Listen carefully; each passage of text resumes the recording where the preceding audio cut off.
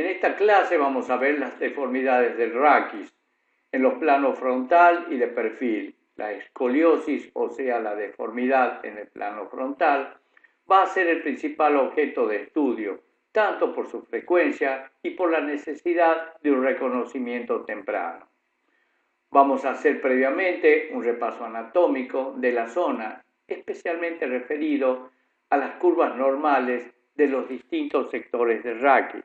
En el perfil vemos que a la parte cervical tiene una curva hacia adelante, una lordosis. La curva hacia atrás, una sifosis, corresponde a la columna torácica. La columna lumbar tiene una lordosis y una sifosis en la columna sacrocoxigia. Habíamos visto en los prácticos esta lordosis, especialmente a nivel cervical, se rectificaba debido a la contractura muscular por traumatismos en la zona. La sifosis torácica puede estar acentuada, se llama hipersifosis, y trae como consecuencia una hiperlordosis. En el frente las curvaturas prácticamente no son tan importantes, no se manifiestan. Si bien existen, son mínimas, pero no se manifiestan. El segmento vertebral es la unidad funcional de la columna, corresponde a dos vértebras vecinas, sus relaciones y sus contenidos osteoligamentarios y nerviosos son importantes. Acá vemos un segmento vertebral a nivel torácico, reconocible por las carillas articulares para las costillas. Vemos también las articulaciones correspondientes a las facetas articulares y a la emergencia de la raíz nerviosa por el agujero de conjunción correspondiente. Por definición, la escoliosis es una exageración de la curvatura lateral de la columna. Por esta desviación es tridimensional y tiene componentes rotacionales. También se puede acompañar de deformidades en el plano sagital, conformando un cuadro de sifoescoliosis. Tener en cuenta que la columna tiene dos picos de crecimiento en los primeros 5 años y en la adolescencia.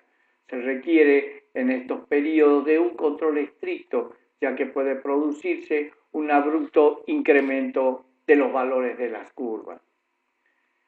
Se puede clasificar de acuerdo a diferentes parámetros, pero en general hablamos de una escoliosis no estructurada. Sería más bien una desviación de la columna secundaria a otros factores como ser contracturas musculares por malas posturas en el trabajo, ejercicio, también por dismetrías en miembros inferiores y secuelas postraumáticas. Mientras que la escoliosis estructurada las podemos dividir en idiopática, congénita y paralítica. Respecto a las idiopáticas, llamamos así a una patología cuando no conocemos las causas. Cuando se presentan hasta los 3 años la llamamos infantil. Juvenil va de 4 a 10 años y la del adolescente de 11 años en adelante. En el caso de las congénitas, las curvas se producen en la edad embrionaria. Las curvas no se formaron completamente o no se dividieron esas vértebras, mientras que en la parálisis de grandes músculos del raquis, a consecuencia de enfermedades quirúrgicas, van a producir escoliosis con amplias curvas. Estas son las características de una escoliosis no estructurada. Ya habíamos dicho algo de la etiología. Si bien la deformidad puede ser importante, carece de la rotación de los cuerpos vertebrales involucrados en la curva que caracterizan a las deformidades estructuradas. Esto se hace evidente en la radiografía de frente, donde se altera la simetría que existe entre las imágenes de la apófisis espinosa y los agujeros de conjunción, y esto se repite a lo largo de toda la curva. En este caso, muestra otra causa de escoliosis no estructurada. Corresponde a la dismetría de los miembros inferiores y se produce una inclinación de la pelvis para compensar el acortamiento del miembro durante la marcha. Con el tiempo, esto se puede estructurar. Como habíamos dicho, no se conoce la causa. Corresponde al 80% de todas las escoliosis y es más frecuente en las mujeres. Estas son las edades de presentación. No es frecuente en la primera infancia. Predomina en varones y en muchos casos se produce una resolución espontánea, mientras que la escoliosis juvenil y del adolescente son más frecuentes y con un claro predominio en mujeres con curvas torácicas derechas. Estos son algunos de los aspectos más relevantes de la clínica. Acá vemos la asimetría del triángulo del talle, la diferencia de altura de los hombros y el signo de la plomada. La jiba que se presenta cuando realizamos la maniobra de Adam, que se produce generalmente en las escoliosis torácicas.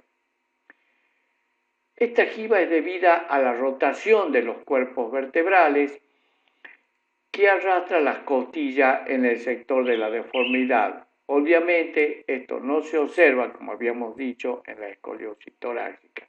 Vemos la paciente en posición erguida. Cuando le pedimos que flexione el tronco, vemos claramente que se produce la jiba. Si bien se pide el pararadiográfico, en la radiografía de frente vamos a encontrar los principales detalles de la deformidad. Lo primero que nos llama la atención, por supuesto, es la deformidad de la columna. En general, vemos dos curvas, una es la primaria y la otra es la compensadora que se forma a consecuencia de la primera para mantener alineado el raquis. Estas son las características de ambas curvas. También identificamos las vértebras comprometidas. La vértebra apex es la vértebra más deformada. Tenemos que identificar también las vértebras de los extremos proximal y distal por medio de una línea tangencial en el borde superior. Esta tangencial tiene otra orientación en las vértebras inmediatas a las vértebras límite, no incluidas en la curva. Acá vemos que la vértebra límite proximal tiene una tangencial que mira hacia la concavidad, mientras que la inmediata superior, la tangencial al cuerpo vertebral, no se dirige en el mismo sentido de la anterior. La vértebra límite, entonces, es la última vértebra con la tangencial dirigida hacia el centro de la concavidad. Para comunicarnos con los pares y para establecer criterios de tratamiento tenemos que conocer los valores angulares de las curvas. Para ello se describen dos métodos. El de Ferguson consiste en líneas que transcurren en el centro de los cuerpos vertebrales que forman la curva, mientras que el de Cobb consiste en trazar líneas tangenciales a las vértebras externas. Posteriormente, una perpendicular a cada una de ellas nos permitirá obtener el ángulo de curvatura. El método de Cobb es el más utilizado. En el método de Cobb, las líneas rojas corresponden a las tangenciales de los cuerpos vertebrales de las vértebras límites proximal y distal. Las líneas celestes corresponden a las perpendiculares de dichas tangenciales. El ángulo resultante acá es de 29 grados. Aunque esto siempre va a depender de la edad del paciente y del potencial de crecimiento que lo evaluamos, mediante el signo de Richter clasificamos la escoliosis de acuerdo a los grados en leve, moderada y grave.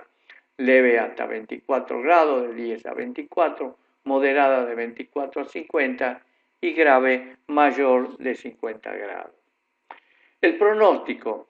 La escoliosis evoluciona durante el crecimiento esquelético con aumentos progresivos de la curva, especialmente durante los picos de crecimiento. En esta edad lo puede hacer hasta 1 grado por mes, pero cuando completó el crecimiento lo hace hasta 1 grado por año. Se considera que cuando se osifica completamente el núcleo de osificación de la pelvis, se detienen los picos de crecimiento. Existen distintos grados del signo de Richter.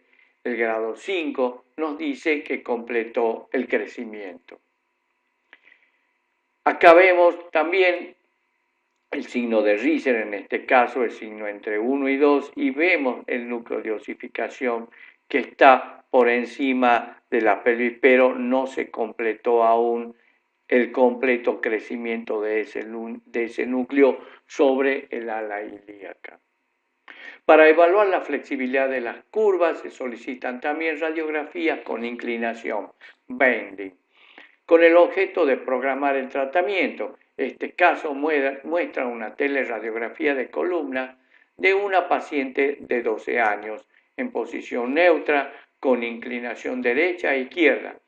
Hay una significativa corrección de las curvas torácicas principal derecha y toracolumbar izquierda. Esto significa que el tratamiento incruento puede ser efectivo. Estos son los grandes rasgos, los criterios de tratamiento. Este es el corsé de Milwaukee que se usa durante los picos de crecimiento. Recordemos, curvas infantiles, menor de 40 grados observación, mayor de 40 grados corsé, edades menor de 3 años. Curvas juveniles, desde los 4 al final de crecimiento, menor de 20 grados observación, entre 20 y 40 grados, cirugía que puede ser como en este caso, una instrumentación y un corsé también. En el adulto se usa corset, fisiokinesioterapia y cirugía si la deformidad es muy importante y especialmente si está afectando la capacidad respiratoria del paciente. El tratamiento quirúrgico es un pre- y posoperatorio de una paciente de 12 años. Este es el preoperatorio, la curva importante, y el posoperatorio con esta instrumentación se corrige perfectamente. Las malformaciones de la columna aparecen luego de la semana, aproximadamente a la quinta semana de gestación y representan un 10% de los casos de escoliosis. Puede haber hemivértebras que son parcialmente formadas o una barra que es la falta de separación. Acá estamos viendo una barra donde hay un defecto de segmentación y hay una cuña donde hay un defecto de formación. Las malformaciones de la columna aparecen luego de las quintas semanas, recordemos esto, la escoliosis congénita, las hemivértebras están parcialmente formadas acá y las barras se dan por una falta de separación de las vértebras. La escoliosis congénita, esta es una tomografía con reconstrucción mostrando una hemivértebra y la deformidad que producen esa columna. Las escoliosis neuromusculares dependen de la parálisis cerebral, atrofia espinal, distrofia muscular. Hay un desbalance muscular, especialmente en los músculos paravertebrales. Las características son curvas amplias, evolutivas y no tienen una relación con el crecimiento. Habíamos dicho, etiología paracerebral, mielomeningocele, atrofia espinal, distrofia muscular. La escoliosis neuromuscular, habíamos dicho, acá está una radiografía, una curva amplia y el tratamiento quirúrgico con barra, atrofia muscular de un niño de 4 años. La cifosis, acá la desviación es en el plano sagital, de perfil. Hay una concavidad anterior y no es frecuente en el nacimiento.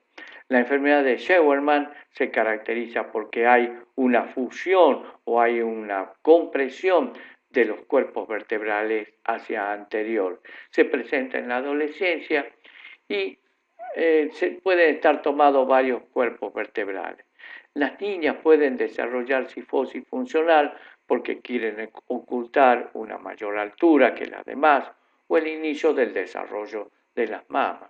En los varones en general son actitudes posturales, aunque se constata cierto acortamiento de los músculos isquiosurales. Se hacen evidentes durante el estirón en la pubertad.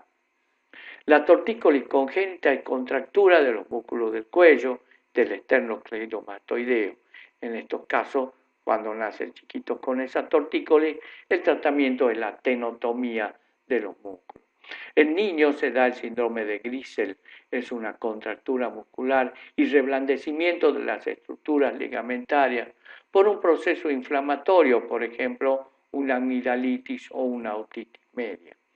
En los adultos puede ser secuela de procesos infecciosos o traumáticos. En resumen, la escoliosis habíamos dicho que era no estructurada en los casos de malas posturas o en caso de contracturas musculares.